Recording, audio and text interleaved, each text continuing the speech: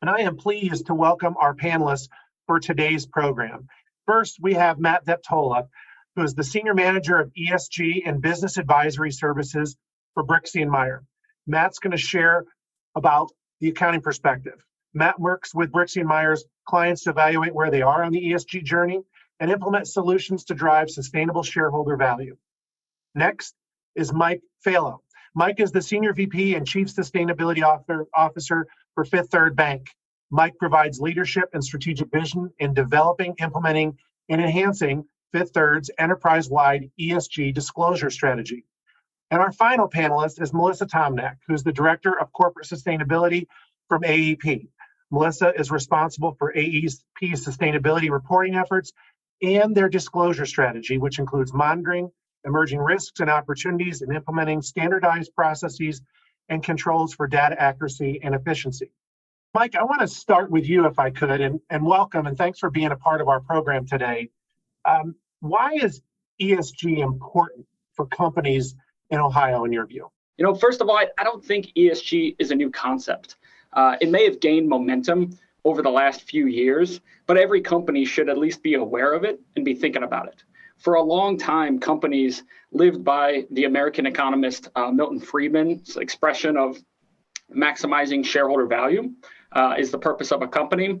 But really, over the last few years, that doctrine has been replaced with a theory more of stakeholder capitalism. And this focuses on the needs of more than just your investors, but other stakeholders as well.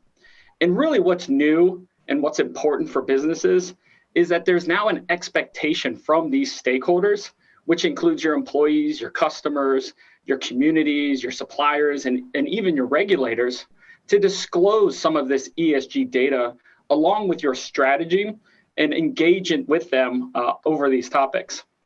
So when I think of ESG, I really see it as a reporting framework, really an opportunity to demonstrate to these stakeholders how your company is living up to either its purpose, mission, vision. Matt, I wanted to pivot if I could. What are some of the material ESG issues Ohio companies need to address? Yeah, thanks, Scott, for the question, and thanks for having me. As Mike mentioned, I think having a good ESG plan really relies on completing an inventory of what your most important stakeholders, what ESG topics are most important to that audience, and then also having the internal dialogue to understand which of those ESG factors, environmental, social, and governance, drive the most financial value for your company. This process is known as a materiality assessment, although it's not to be confused with financial materiality. So this materiality assessment is really, I'd say, the basis of any ESG program. And while there are going to be variation amongst, companies of different ownership styles, sizes, and industries, I'd say a few common themes that I see being more common for companies in the Buckeye State today. To Mike's point, I think employee engagement and diversity and inclusion are two topics because of their impacts on talent attraction and retention. Solving talent shortages today is going to require a lot of creative thinking.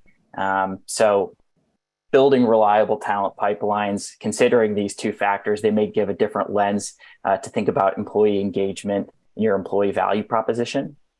I think second, business continuity planning is a factor that falls under governance. Planning for and being prepared for unfortunate and I guess becoming more common situations like extreme weather, like tornadoes or flooding, even trail derailments like we saw in East Palestine a couple of weeks ago, or even things like active shooters. Obviously very scary situations, but having a plan to respond to those situations will help reduce the impact that those can have on your business. A third, cybersecurity. It's an everyone problem. Organizations are seeing increased intensity and volumes of attacks. So having a plan for how you're preparing for the growing intensity and volume of attacks will behoove your business.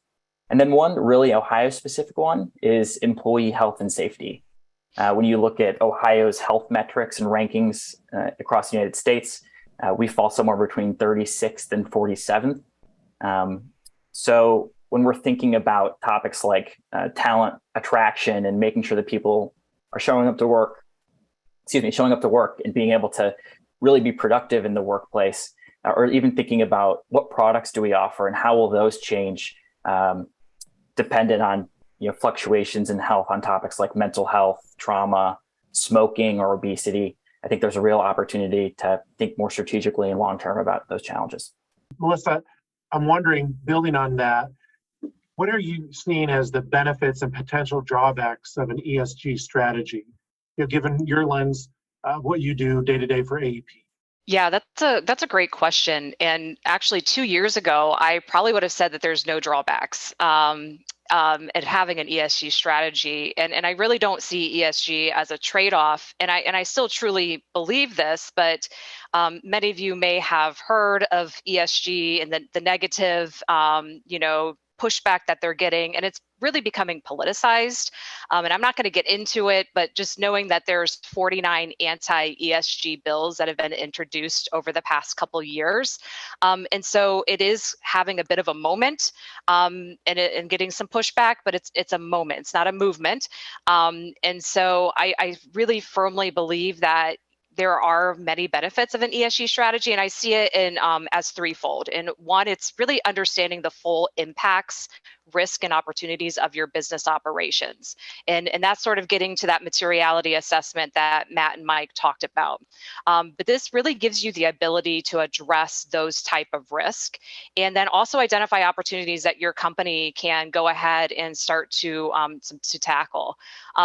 One thing that we know is consistent is change, and ESG is all about pushing for change and pushing for better. The second is that ESG is very collaborative, and there's a lot of engagement, and it's a lot about disclosure and transparency, and I think that that's what ESG helps the company do, is become more comfortable with disclosing those type of metrics that Mike had talked about, like employee turnover, diversity, equity, inclusion. It becomes more comfortable with tackling these really tough issues.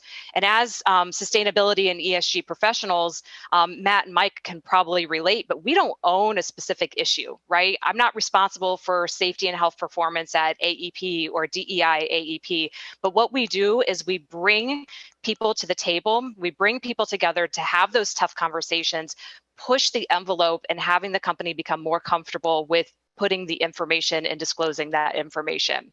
And then the third is it's simply smart business. It's doing good in the communities that we serve. It's taking care of our employees to ensure that we have an engaged, collaborative, and inclusive work environment. It's being good stewards of the natural resources. So it humanizes the operations that we do within our communities.